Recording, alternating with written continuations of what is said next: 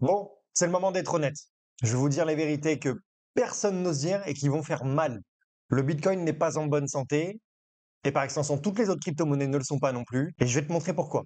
Je vais te le prouver par A plus B. Donc, on va dans l'écran, assieds-toi et surtout, sois très très vigilant avec le Bitcoin parce que si tu veux l'acheter à l'achat, c'est peut-être pas le bon moment. Ok, on y va. Let's go, on passe dans l'écran. On est sur le Bitcoin. Je vous ai déjà préfet tout le schéma pour vous expliquer pourquoi c'est très mauvais pour le Bitcoin. Alors, premièrement, déjà, on a eu toute cette zone où on est venu chercher là, on est en jour, hein, je commence toujours par le jour, vous commencez à me connaître. On est venu chercher les 80 000, donc mèche, hop, rebond. On est reparti dans une sorte de range, une phase d'accumulation entre 80 et 97. Alors, ce qui me dérange, c'est que première reprise, le 97 000 ici, il a été totalement rejeté. Ici, je le remets. Derrière, on est reparti faire de l'accumulation, blablabla, bon, pas aussi bas, 85. Et puis, on est remonté. Il y a quelques jours, on est remonté aux 97 000 et 90, ouais, 98, 97. Et là, on a encore été rejeté. Regardez, je vais essayer de zoomer pour vous. On a été rejeté, mais rejeté, honnêtement, un peu trop fort, à mon goût. Signe que le marché n'est pas assez mature, n'est pas assez fort encore aujourd'hui pour aller chercher de nouveau des valeurs au-dessus de 100 000. C'est impossible. Pour l'instant, du moins. Donc, je vais vous parler aujourd'hui des opportunités, enfin, des choses qui vont potentiellement se passer dans les mois à venir sur le Bitcoin. Donc, première possibilité.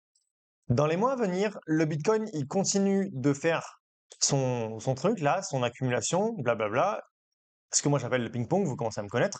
Le Bitcoin va continuer de faire ça pendant un moment, jusqu'au jour où, hop, il décide de casser tout ça et repartir, aller chercher potentiellement un record ou au moins l'ancien aux alentours de 125 000. Ok.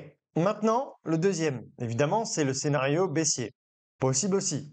S'il décide de casser cette zone ici, d'aller vers le bas, première zone de support qui va le récupérer, c'est aux alentours de 77 000. Pourquoi 77 000? On le voit ici. Grosse zone de récupération et zone post-impulsion également. Donc, on le voit ici. Pourquoi c'est une zone importante? Parce que regardez, c'est une zone qui a été longtemps travaillée et un prix qui est travaillé en jour, c'est un prix qui est extrêmement puissant. C'est un prix qui est extrêmement fiable. Ça, vous pouvez vraiment y aller les yeux fermés. Donc, pour moi, c'est la possibilité la plus présente. Donc, le scénario pour moi est le plus baissier actuellement. Cependant, on ne vend pas la peau de l'ours avant de l'avoir tué et on est encore dans une phase d'accumulation. L'accumulation, je le répète, c'est ce ping-pong entre deux ranges, entre deux bornes, borne haute, borne basse, support, résistance. Donc pour l'instant, tant que, pour ceux qui veulent le scénario, qui me demandent toujours, est-ce que le Bitcoin peut être haussier cette année? Je vous le dis, tant qu'il passe pas au-dessus de cette moyenne mobile 200, je le dis tout le temps, la moyenne mobile 200, l'indicateur de tendance, c'est mort, je vous le dis les gars, c'est absolument impossible. Donc, arrêtez de rêver, soyez réels, soyez dans la réalité du marché. Aujourd'hui, il est baissier le Bitcoin. Et donc, par extension, toutes les autres cryptos, Ethereum, machin, les trucs, les altcoins, ne rêvez pas, il n'y aura pas de alt season. Je suis désolé pour vous. Donc, soyez juste réalistes et terre à terre, le Bitcoin est baissier. Donc, on a des scénarios en vue baissière jusqu'à preuve du contraire. Si demain le Bitcoin il fait une impulsion, il monte à 105 000, d'accord, pourquoi pas? Pourquoi pas? Je changerai mes plans. Pour l'instant, moi, je ne fais que le suivre. Je suis trader. Je prends mon argent sur le marché en suivant la tendance. Donc voilà, c'est ce que je pense du Bitcoin. C'est pas incroyable, mais c'est pas non plus catastrophique dans le sens où on n'a pas encore passé en dessous enfin, on n'est pas encore passé en dessous des 80 000. Donc, on va aller faire un petit tour sur Ethereum quand même histoire de faire la comparaison rapide, mais grosso modo, c'est la même chose. Vous savez, Ethereum, c'est pareil. Vous voyez qu'en jour, il est bloqué sous la moyenne mobile 200. Ici, regardez, il a failli passer au-dessus, hein. Très légèrement, mais il s'est fait rejeter comme le Bitcoin. Il s'est fait rejeter ici.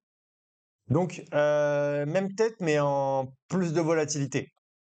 Donc, techniquement, j'ai envie de vous dire, l'Ethereum, c'est tradable aussi, comme le Bitcoin, mais dans un range. Voilà, dans cette zone-là. Donc finalement, entre 2780 et 3004, pourquoi pas tenter de trader l'Ethereum? Mais si vous voulez investir sur du long terme, va falloir être très patient. Je dis pas qu'il reprendra pas ses plus hauts. Je dis juste que là, la phase de marché haussière, pour moi, elle est terminée. La crypto n'a plus assez de force. La tendance est sur l'or, la tendance est sur le palladium et sur le silver, sur les matières premières. Donc, Je sais que beaucoup d'entre vous aiment la crypto, mais je suis obligé de vous dire la vérité, moi. Donc voilà, tant qu'on passe pas sous 2007 sur Bitcoin, en dessous, on n'est pas non plus dans un scénario catastrophique. Si jamais on voulait être récupéré en dessous et on passait en dessous, le Bitcoin, l'Ethereum, pardon, on l'attendrait aux alentours de 2003. 2003, ouais, 2003. En vrai, 2003, c'est un niveau où moi j'attends personnellement l'Ethereum s'il décide de casser à la baisse. Donc voilà, tout ça pour vous dire, les amis, la crypto aujourd'hui, elle est très faiblarde en 2026. N'attendez pas de gros mouvements. Attendez-vous à une année d'accumulation. Ça va borner entre deux ranges. Ça va pas être hyper impressionnant. Ça n'empêche pas qu'on peut le trader, mais ne vous attendez pas à poser, je sais pas, 10 000 euros et de vous retrouver avec 100 000 euros à la fin d'année. Non, ça c'est fini. C'était en 2021. C'est encore, c'était en 2000, oui, 2021, 2022, avec toute la hausse qu'on a eue. Mais et même avant, mais là, laissez le marché respirer. La crypto, elle a beaucoup donné. Ça reste un actif qui est très, très, très volatile. C'est pas un actif américain. Je veux dire, quand vous regardez le SP 500, Dow Jones et compagnie, ça fait 20, 30 ans que ça monte, même plus.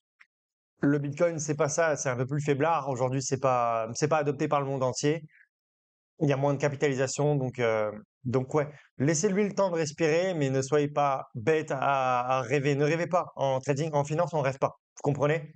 On suit le marché, on prend une part du gâteau et on prend son argent. Point barre, c'est tout.